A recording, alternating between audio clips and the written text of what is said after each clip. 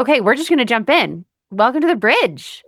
Thanks. We have So happy to be here. Crystal and Thank you. Christina, and I am so happy. I was just telling this to both of you. I'll say it again. This is exactly the format that I envisioned for Bridge. You know, having two people on that have either mentored each other or been mentored or, you know, just basically supported each other and kind of have been going through this crazy education existence that we live and you support each other. And so it's so fun to have you both on, and especially because I know you both so well from previously working with you. Um, but I'll start by just letting you all introduce yourself and then explain your little connection between the two of you. Oh, awesome. So, hi, I'm Crystal. Currently, I'm a coordinator for career education at Orange County Department of Education. Very exciting work. I'm surprised I ended up in this space, but I'm so happy, and it's I'm not surprised. And yeah, thanks, Kate. And I'm so excited to share that. So, a big part of my journey was when I moved from the classroom to TOSA work and EdTech and assessment. And that's where I met Christina. Like, we were hired as I was like the secondary EdTech TOSA, and she was the elementary EdTech TOSA. And to be totally honest, I was so terrified of Christina. She had so much street cred. She's so scary. She knew everything. She knew everybody. And I was just fresh out of the classroom. I was teaching AP Art History online. And I was also teaching at a community day school, which is an alternative ed school and program. And I remember thinking, why did they hire me to work with her? Like, I am so out of my league. And I just didn't have a collaborative experience of education at that point. So my expectation wasn't that this person is going to like mentor me and like show me the way. I felt like, oh man, game on. I gotta figure my life out and step up my game. And here enters Christina. And then here's Christina. Well, let's even back up a step further. Yes, we are. Hi, I'm Christina, and I am the instructional specialist of innovation and technology, as well as the TK8 career readiness lead in the district here. And Crystal and I did meet by happenstance, not knowing that we were meant to be together over 10 years ago when we took district positions. Definitely with someone else's magical insight to see like these two needed to be together because we haven't been apart since. Different hats and different roles. And that year was a big growth year for us where again, elementary definitely kind of labels you as being a certain way, but I needed to grow. And it was a perfect opportunity. And I didn't know what I needed until I got to work with Crystal and to see not only her online, again, her masterful online presence with AP Art history teaching to the things that she does. So like that lens with what I brought with student engagement from elementary, it just ignited something in both of us that let us see the world in a different way from how we integrate technology to support student outcomes and how we support teachers and train teachers, and then even to how we work with each other, because that really was like the pull and the push, because you know it got her into some kindergarten classrooms that year and into and me into high school classrooms and into general and into non-traditional settings and all the places where Crystal brings a wealth of expertise, and to really bring us back to the truest point of what we do is that this is all about the students. That regardless of the age, kids are kids. Yes. And teachers are teachers, and we're all here for the same reason, and we all have something in common, and it's just about being ready to hear it and to listen to them and get them to the table about what we're all trying to accomplish together. So it was a beautiful marriage, and since then we just haven't stopped. I was just saying that even though she's left our district, she is at the county, which is again serendipitous that she is also now, which wasn't the intention. I know she didn't go to the county doing this. She still is overseeing something that I support. So I love that. I get to continue and grow with her and call her and say, "Look, you never guess what just happened. And this is what I'm thinking. Am I on the right track? And where's it?" You know, and I can process my thoughts with her and like, here are the things I'm visualizing. Do you see it? And for us to come together and like, yes, and have you considered, or what do you think? But I will say when we talk and we do process, Christina's better at this than I am. We also coach each other. Like sometimes I'll be sitting down with Chrissy and I'll be asking her questions and she's not giving me answers or solutions. She's giving me questions back. And then sometimes it takes like 5 questions and I'll get frustrated. I'm like, okay, well, just tell me something. Don't coach me right now. But I love that she still like engages in the process. And even though like we've built like a professional working relationship and a friendship, that we still hold each other in that high regard, and we still can like switch roles and really make sure we bring out the best in each other and grow each other. What do you think? Like, have you ever talked about like that moment when you realized that like you were needing each other in a different way than just like coworkers? Like, was there something that happened or like a project you worked on where you looked at each other and you're like, oh, I see you? Oh, Christina's, yes. What is it? What is it?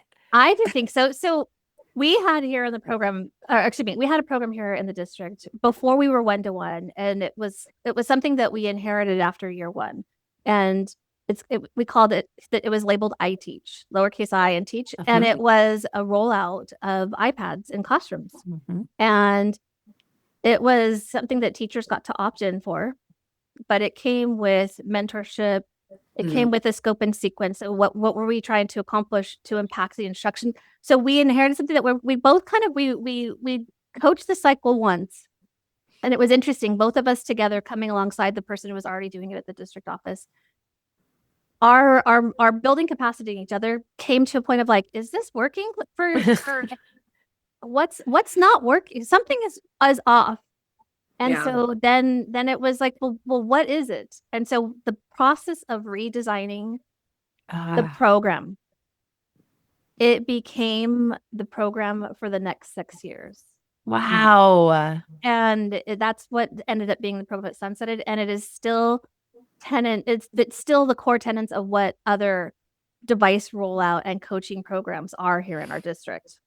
Yeah. And the interesting thing about revamping that program was by identifying the challenges and the areas of growth that program had when we inherited it, it was a time for us to get to know what we were each best at. You know, at that time, I'd done a lot of online learning, digital design, and it was like, oh, I can do that. Or with Chrissy, it's like, look at this like coaching cycle. Like, let's chat about that. So, you know, reflecting on this now, and I didn't think of it this way before, it gave us an opportunity to kind of like, you know, show each other like what we were best at, what our passions were, because our passions really did kind of trickle into the process of evolving that program and fitting the needs that we wanted to for our teachers and their students. Okay, so fast forward to us all coming together. I mean, we met under the umbrella of the Crouse Center for Innovation, but in different ways. So Crouse Center for Innovation, small nonprofit, located physically in Northern California, but I was at the time trying to get programming down to Southern California. Well, no, at that time it was the pandemic, and so I was co-creating a program to get teachers state certified as online and blended educators, and that's where I met Christina. Yep. And how did you even find out about the KCI? I don't think I've ever asked you that. Crystal, how did you? Well, for me, I learned about it from Crystal. So, do I have the order different? No, it is. It's actually Crystal is first. So Crystal brought me alongside, and it's very interesting. So, oh my God, I'm so glad you're describing this right. Okay, good. For other reasons, Crystal, you know, again, we do a lot of reading and searching for, you know, we're always trying to, you know, stay on top of things. Yeah. And it was Crystal who said, hey, have you heard of this? And so she said, I'm thinking about doing this. And that's where the merit program came in first. Or did you? So Crystal, maybe correct me. So did you already do OBI and then came merit? So I did OBI. You were the first cohort, Crystal? Or maybe second. You were like early. Yeah. And then I think I was like, this was wonderful. Christina, you need to do this, but hey, let's do merit together. Got it. But I found KCI because I went to Q and I was really happy. I might have his name a little wrong, but Steve McGriff. Oh yeah. You got it. Yeah. He did a graphic design session at Q. Uh-huh. And at that time, there wasn't, I mean, no one was using Canva. Uh, Mm-hmm. nobody really had a lot of like tools or, best practices to share. It wasn't really the universal need that it is now, Mm, with online and blended learning. So I remember just thinking like, oh, jackpot, yeah. Yeah. when he was presenting, he was referencing KCI. And then that was like, okay, I love what he has. Like Mm-hmm. nobody else is doing that. Like I need to follow this group and continue to figure out how I can That's grow fun. myself with them. That's extra fun because Steve is how I found the KCI. Oh my gosh, how funny. Yeah, I Shout know. out, Steve. Oh, shout out. I'm totally gonna let him know. It was when I was in the county office in Santa Clara. And so like in 2016, I had met him through another team member, and he was like, I think you just need to be adjunct. I think you just need to do this. And I was like, yeah, sure, okay. Why? Like at that time, sure, everything sounds great. And yeah, and so he was the one who kind of shepherded me into that space. That's so fun. Nice. What a fun Yeah, connection. I love that. I didn't know I that. extra love that. Yeah, so okay, so we're all connected through this. Why, like, I can't imagine you're not so busy at this time in your life. So how do you decide, okay, I'm gonna jump into this program? Because I've never taken the program, I've just directed the program, right? So like, Yeah. how do you make that decision as a teacher that like you're gonna dive into one of these programs? I think sometimes you hit the point in your school district, and I was substitute teacher, admin in my Mm, district. I didn't move other districts or organizations until I'm in the role that I'm in now, that I started in July. But you just kind of run out of things that mm, like really grab your interest and make you think like, oh, cool, that's what's next. Because mm, people like us, we're on every committee, we go to every training. right. There's people that I endlessly love to work with in our district, and we all continue to grow each other. But we just, I know Christina and I both share this. We both have very high professional standards for ourselves. Yeah. And because we are instructional leaders in our district, some people that might make them rest on their laurels, like, I made it, here I am. But for us, I think it really created this imperative that, oh, we have to continue to bring it. We have to continue to evolve Mm, and innovate and make sure that the people we support have everything they need. yeah. And so that's kind of where I was coming from. And then just like naturally, like I'm very creative and curious, and um, those programs were so unique. Mm-hmm. Those opportunities really don't exist outside of like a structured like master's program Right. or something else. Yeah, that's a really good point. Yeah. Well, and so Crystal brought her passion after experiencing it and sharing what she learned and it being competitive as well of like, if that's what you know how to do, I I love need it. to know how to do it too. So again, wanting to make sure that because all of the things that we learned that I definitely learned in OBI was something that helped me bring additional polish and lens Mm, mm. to all of the things that I do, not in just designing instructional materials Oh, or those interesting. types of things, because what's good for our students and what's good for that design and the engagement is also the Right. same for the what we should be bringing to our professional development. Yeah. Yep. So all of those elements, it just dovetailed in and it just enhanced what we do with our teachers. So that was again a way to stay as relevant Yeah. and innovative and engaging as Yeah. possible because what if we aren't, then we start to doggy paddle and then when Oh we my gosh. and I don't want to be that doggy paddle person, right? No. We got to keep swimming. Yeah. And then you have to learn how to dive. And then you have to do a backflip. And then it's like, but see, this is what we all three have in common, right? Like Yeah.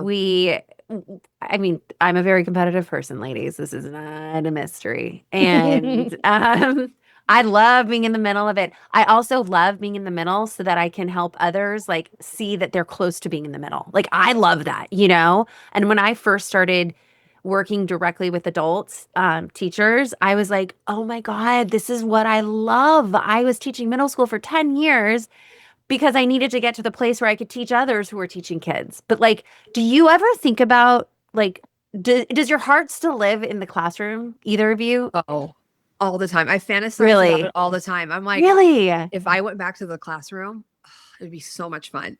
I have so much I could share with the students. And I actually made a professional move like that at one point in time. Okay. Christina wanted to kill me over. We were Like, killing it in EdTech. We were doing so many amazing, innovative things. We became like the guys at the district office. Everyone wanted to work with us. We were proud of that. We were having a lot of success, and students were reaching outcomes, and teachers were happy, you know? Yeah. Yeah. And then I was like, I want to go back to the classroom. And once it came in my head, I was like I felt like I came out of the classroom too young. Oh, interesting. And so I did go back for a Okay. few years, and I was really glad I made that decision. Hmm. A lot of people thought I was out of my mind. I had a lot of people talk me out of it. But I was glad I did it. I'm really proud that I did it. I don't know if I would be crazy enough to do that again. Yeah. So wait.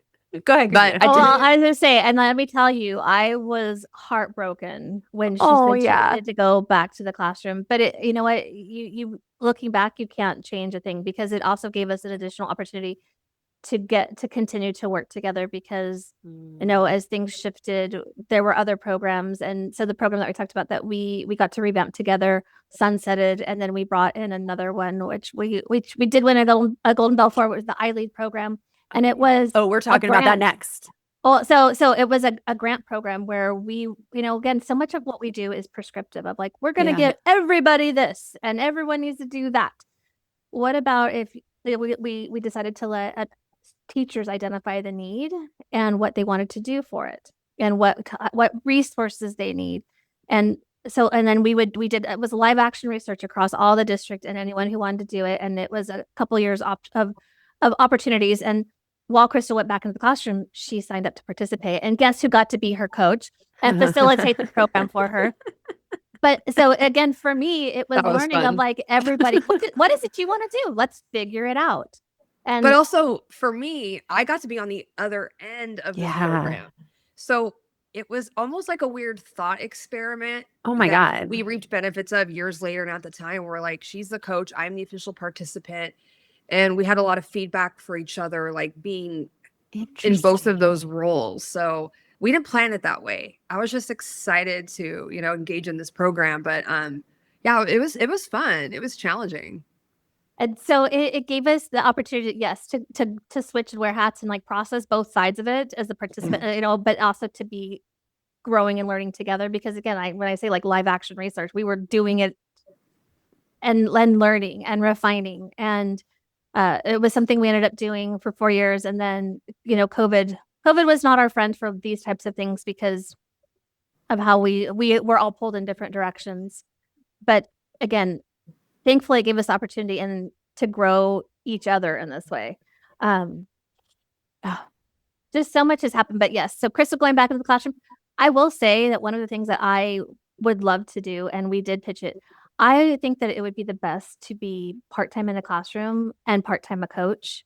But the funding is never there because it requires like 2 people teaching and 2 people coaching, right? Because you'd have 50-50.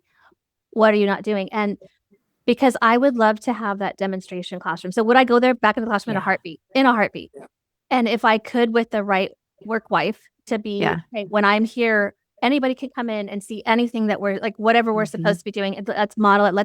Let's show how it lives. That's so cool. And then be able to come out and also coach or train or do the other pieces and have another partner teacher that has the same role to do that. So like I said, I was told it wasn't necessarily cost effective. I'm like, what? Let's math that. Why is it that hard? Why would that? What am I missing? What am I missing?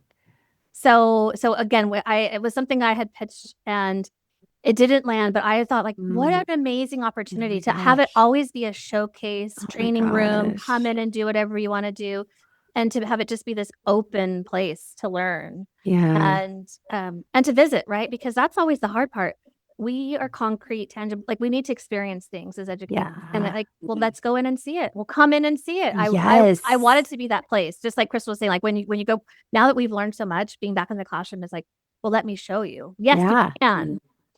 And that would be my dream of dreams is to teach part-time and coach part-time and be that place because we still have to flex the muscles. I think you're right. And I think there's something to be said about having that authentic audience in the students, but then also like, oh, I can just see like before I got my credential or I got a certificate as a EdTech specialist, which made me feel confident enough to be a TOSA, a tech TOSA back in 2013. Mhm. So before that though, I was middle school teaching and I was that classroom that like the tours would always go into because I was like, whatever, just come look. I don't care. Even if it's messy, it's going to be what it is. And yeah, I'm going to be using technology. And that was flashy at the time. So I agree. Like being a demo space, a reliable demo space for anyone. Wow, that would be amazing. I want to like make this for happen for you. You need to go to like a charter school or something. That would be Yeah, it awesome. would definitely work in a charter format. But I also think Yeah. mindsets, like, you have to remember Mm. in education, like, it's very hard to be creative and present new ideas when it comes to like HR formats and structure. Yeah. The answer is Oh, always like, yeah. well, we don't do that because we haven't done it before. And this is like where my joke always comes up. Chrissy's heard me say this a million times, or 9 times out of 10, my response is, we used to churn our butter, but now Yeah. why? Yeah. Like we're so stuck in like, because we've never done it, we can't change something. Yeah. And have the bravery to do that. And Mm-hmm. it's challenging when you're a steward of public funds. It's a huge responsibility. So I Yep. think that's where the fear comes from. But it's just something to remember about our profession, that it's hard to make changes because we're not structured for change. That makes me mad. It's hard to not Yeah. be mad about that. Yep. It's frustrating. So what do we do with all that? We go change lives with programs that win golden bells is what we do. Yes, that's right. Oh, we're going there. So We're tell going us. there. Tell Golden us. I bell want to time. hear all of it. Golden bell time. Ding, ding, ding. All right. So we have 2 golden bells in this group. What? Yeah. So I lead with the program that Christina was talking about. And then our newest one is Portola Prep Days, which is a career education CTE enrichment program that wasn't intended to be a Golden Bell applicant. It was my merit project. And I had never engaged career education in a formal way until that project kind of dawned on me in merit. Yeah. So I'm trying to think where to start with this. So merit, the task in merit is to create an innovative program. And I think at first glance, when you hear innovation, it's always a tool. It's always a technology. It's always a physical thing, not necessarily a mindset or engagement of a program. And, that's something that merit really broadened my horizons in regards to, is like, okay, what is innovation? Like, how do I define it? I don't have to define it in this such a discrete individual way. And so the concept really came from like when students sign up to high school and they're thinking about their future in a world of work, what classes they're going to take, they just get a list of classes. And Orange Unified statewide has one of the most robust, successful high school career technical education programs. But the interesting thing is a lot of students like don't know that. They don't know that there's a farm at Orange High School. There's literally a farm. Cows, sheep, pigs, all that. I didn't even really know that. Mm-hmm. They didn't know they can get their pilot's license in high school at Canyon High School. I mean, there's so many opportunities that are lost upon the students because they just don't know. Mm-hmm. And then I had to reflect on my parent population. My parents work really hard, multiple jobs. A lot of the parents at the Title I school I was working at don't drive. And information night is not going to drive the message home. Mm-hmm. So I was thinking, like, how can I create a fun experience where kids are making these choices for themselves and having learning experiences that motivate them? So what we did with Portola Prep Days is we basically created theme days around CTE pathways. So one day would be the arts, media, entertainment pathways. We were really lucky to have a lot of support from the executive director of curriculum and instruction at Orange Unified. She'd worked with us a lot. She knew we care about outcomes. She knew we followed the rules, but we also were creative and innovative. So we were so lucky to have her blessing. And she said, if you need subs, I can give you as many subs as you want. Okay, cool. Yeah, that's huge. And so then we would get subs for all the teachers at the high school, bring them to the middle school, and we would schedule a CTE teacher in each of the classrooms at Portola. So as the kids rotate throughout their day, they get a hands-on lesson from a CTE teacher. So like, for example, the photo teacher we would order an iPad cart and the kids would do a photo lesson. The criminal justice teacher would bring his impairment goggles. The nickname for this is drunk goggles, where you put them on and it recreates impairment. And then they kind of learn how to do the impairment, like the DUI evaluation, like a police officer would. So the kids were getting these really fun classes. And then the moment clicks in, like, I can take this class at Orange High. Yeah. Oh, I want to take that. I love Mr. Kilgore. I want to be in his class. I can't wait. Amazing. So it was like bringing a field trip to the school. To the school. And the teachers loved it because the teachers had a little companion teacher for the day so they could make another teacher friend. And also our teachers didn't even know these classes were being right. Like a lot of our teachers at the middle school we were at taught at that, like, I would say the average is like 10 to 15 years they've been at that school. And they had no idea of the awesome programs and workforce opportunities that awaited these students in high school. So that's kind of the program in a nutshell. We've done a lot of things like spice it up. Like, we would do like a military piece on the theme days for public service. We'd have military vehicles on campus. So cool. Fire truck on campus. The police officers would bring like the canines. The best part was we didn't spend any money on this. Right. It's subs and relationships. Amazing. And it was really fun. It's really successful. And Portola Middle School's in its 4th year of implementation. Then the other schools in Orange Unified have kind of replicated our model and customized for what fits the needs of their middle schools. So it's out there. And it just last night you got to hold your golden bell. Yeah, I know, it was amazing. Like, that's cool. I didn't get to go on stage to accept it. Like when you work in the background and you do those things, it's the principal, they're the face of the school, the board members are. But that was almost even more satisfying because like I don't have to be there, boots on the ground, present for this program to continue and be successful. Like it's a beautiful thing to like hand it off and gift that and know that it still matters. It's not just you like hoping it matters. Oh my God, that's the dream. I hate starting something so cool and then like if I leave being like, oh, please don't mess it up, or please let it sustain and be relevant, or please don't let it be dependent on my crazy. Absolutely. And it's funny now looking back at that because it's like now I'm in career education full time. And now I have a completely different perspective of workforce ecosystems and labor market gaps and oh my gosh, connecting students to workforce and changing their lives. And it's a big world out there. There's a lot of opportunity. It's exciting, it's scary, and it's all the things. All the things. It was such, I didn't know that it was such an underserved area that was so needed for us, supporting students and supporting again, the Title I school, but again, the opportunity for them to go off because we've lost so many of our auto shops and our pottery shops, like, and all the things that we used to have in, the actual culinary programs in our high schools for the students who may not have been going into an AP class or going into another class. And so those flagship items that were very visible for the kid that needed to be a little more tactile or have another option have faded by the wayside. And this really reinvigorated for them. And I would say more importantly for us, because it really created for us that sense of urgency of what else needs to be done. Yeah. And so what else needs to be done? Where do you go from here? Is sustaining the vision, or is there a vision for something else? We have so many crazy ideas. I have no doubt. Well, the one space Chrissy and I have now intersected in our new roles is TK12 career readiness. Yeah.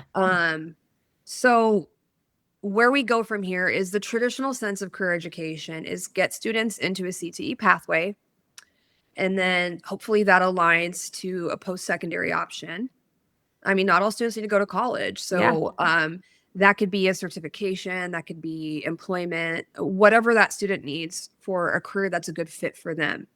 But that's the issue. How does a student know that a career is a good fit for them?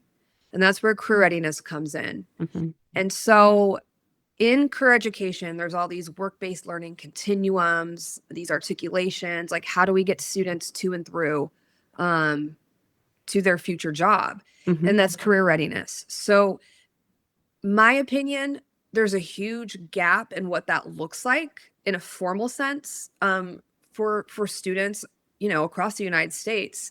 But what we've been doing in Orange County for the past 3 years is creating career connected learning opportunities to create career connected schools. And so that is having students explore their interests, their values, the things that make them happy. Mhm. And if they can do that and engage in that dialogue in the work they do in the classroom, and when they do have opportunities to learn about workforce and careers, then when they're old enough to make that decision in high school, they'll make a good decision. They'll make a decision based on what makes them happy and what skills they Yeah. have.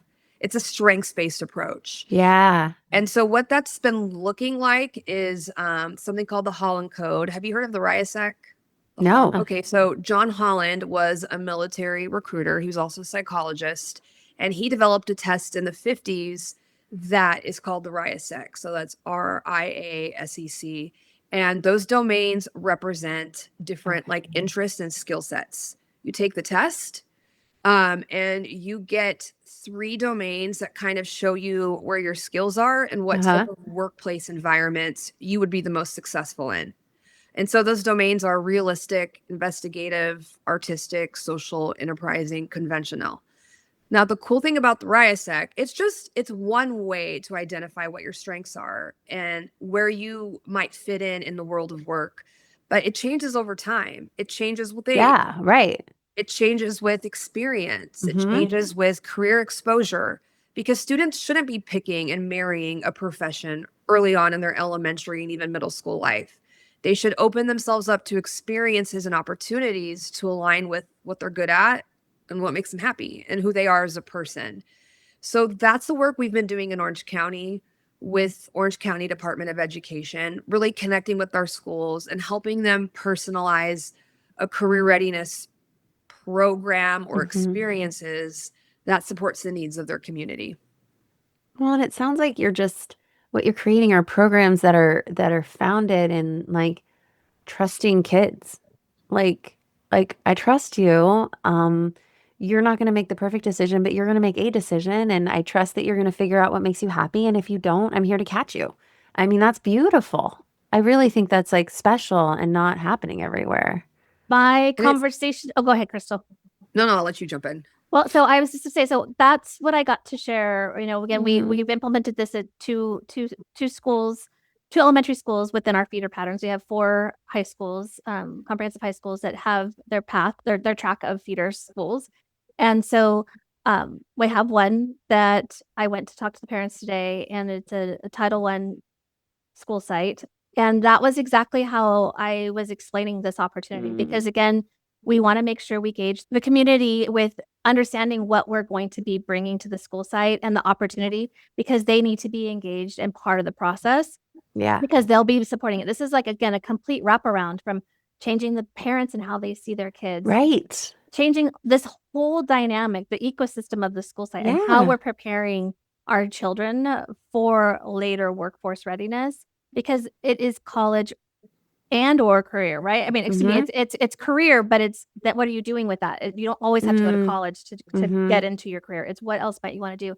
And when I explained this, I guess this movement is really the right way to say it, and this shift in pedagogy, that when I said, if we could equip your children in knowing themselves better, Yes. when they know themselves better and they see themselves, then they can look out into the world to see how they fit in. And then again, they can reflect back into, how do I want to fit into where I belong? And when I know my strengths, when I know what my interests are, I could be interested in something that may not be a strength. So now I know what else to build for myself. Or if I have strengths that I want to then capitalize on, then I know what else to develop for myself. And when the parents, you should have seen their faces, because the way I've explained it to them, I asked, how did you pick your current career? And, we all had this So conversation. that is fascinating. And Yeah. so I said, and what influenced you? And, again, we're saying like, we look to what we saw. We saw what our parents did, what our neighbors did, some of those influences. And it was interesting to hear the parents say some of them were good and some of them were bad. Yeah. Absolutely. So then I show them the picture of a pirate treasure map. And you know what it is? Like, it's literally, you have to get on the ship and get yourself to that island where X marks the spot. And it sets you up to, if you don't get on that ship, you're in the water with the sharks. And what happens? It's like, and all the things that with this traditional mindset of this is where success is. Success is not that pirate treasure map. Success is it has to be redefined. We don't use those types of maps anymore. You go to your phone, you put in where you want to go, and you see immediately 3 different options. Yeah. You see that you can get there in different ways, car, plane. Oh, that's really cool. You see that you can also add stops along the way. But here's the Oh my aha. God, I'm obsessed with this. Here's the aha. What happens if you get off course a little bit? What does that map do for you? It reroutes you. What happens if you don't want to pay for the toll road? It reroutes you to a free. You get other options. You get other options. You guys, I'm in love with this metaphor. Oh my gosh. So the parents' minds went, What? They said, yes, how do we sign up for this? How do you bring this to our school? Oh my gosh.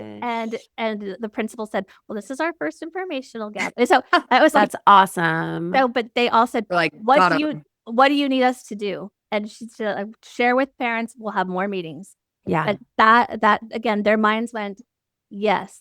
Yeah.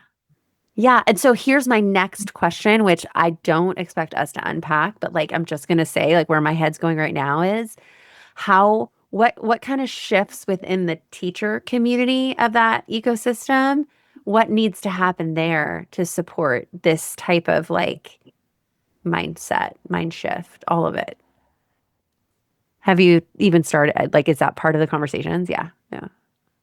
Absolutely. I feel like, I'm not being critical when I say this, but I think typically when we give feedback and have conversations, there's a lot of critique built into how we engage as humans. Sure. At any age. I think the shift is really knowing each other, right? Knowing students, knowing yourself, knowing the parents, and really looking at career and a future with a career as like coming from a place of personalization and coming from a place of strength. As a teacher, like even think of something as simple as class jobs. Like when we were kids, they rotated, right? Today you're the line leader. Tomorrow you get to go take the notes to the office. Well, maybe think of it from a perspective of, okay, who's social? The social domain in RISEC is all about people who like to help, who have this inclination to want to help others. It's not about talking. It's about wanting to improve other people's lives, or maybe that student feels joy when they get to do something from someone else. Oh my God, this is my daughter to a T. This is exactly who she is, right? Our little advocates out there in the world. Exactly. They're the ones that are going to stay after and clean up, or they're going to be, you can trust them to take a note to the front office. Like, I get it. So it's like using that framework to actually like strategically assign those jobs versus like maybe just randomly like everybody doing it. Is that what you're suggesting? Yeah, it's like essentially it's not about labeling the kid. It's just about creating a different way to maybe access a student's strengths, right? If you're that kid who's conventional would typically be the type of person that finds more joy in like autonomous work, organizing. That's kind of the main feature of conventional. You're not going to want to go take that note to the office. You might want to color code the note and, organize the notes in the right spot so they're ready to be delivered, but you're not going to get the most joy out of necessarily having that type of task. So as a teacher, if I know that, I want to set my student up for success. Yeah. I want my student to have opportunities and experiences that where they thrive and they feel good and they feel seen in their community of humans in the classroom. So then would you also then say to that teacher, like, go ahead and put the child that has the strength within the C category, go ahead and put them in a different category. But when you do that, maybe support them differently because they're going to be doing something that might not come naturally to them versus like, don't ever put them in there. Exactly. I mean, we're all a combination of all 6 domains in some way. We just kind of lead with those top 3.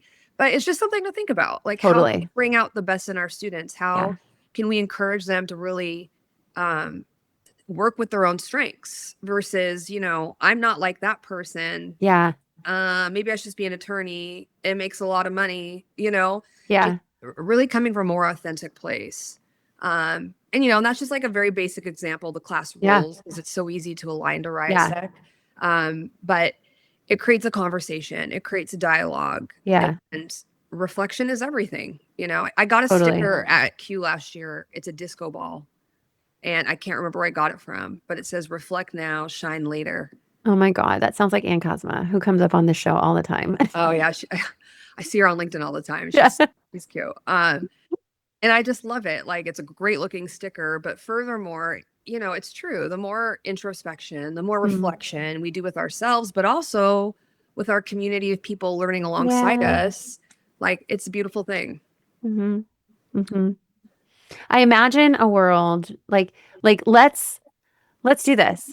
Let's if I were to construct a real like a new learning environment, I would love that world to include an opportunity for a leader to give teachers that opportunity so that teachers could give the students that opportunity. But again, like that, like I said, like I learned long ago that my heart lives in teachers, and it's such a beautiful project mindset, like everything. I feel like I'm walking away from this conversation like a little sharper and a little bit like all the things I'm going to go look up. And I was not expecting that. I thought we were just going to like geek out on, each other. But this is like now I'm like geek out on each other and smart things.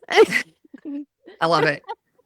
This is such an exciting work because Yeah. again, more importantly, that kids can speak to the things that they bring, and that they, again, like Crystal already said, like that they can shine with. Because I talked about how Crystal mentioned that usually with older people, with adults, you can give them a test, but I share with the parents, you can't with kids because they don't know who they are just yet.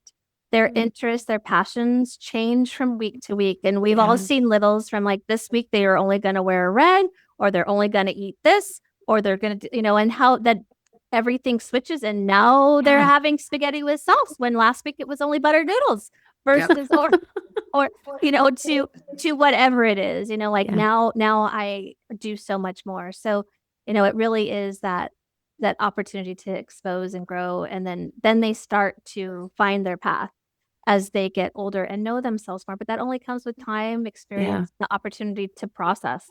Yeah. Well, I can't tell you how much I admire you both and how lucky you are to have each other. I'm sure you know that, but like we all know that teaching can be incredibly isolating. And when you have the opportunity to connect with someone like this and just know that you're not alone, like, wow, it's incredible. And so thank you for coming on and telling your story and sharing your projects. And you're both wonderful. I adore you both. Likewise, Kate. Thank you so much for having us. Thank you for having us. Yes, thanks for this opportunity to share and connect, because it's always good to connect with you. Always, always. Any excuse in the world.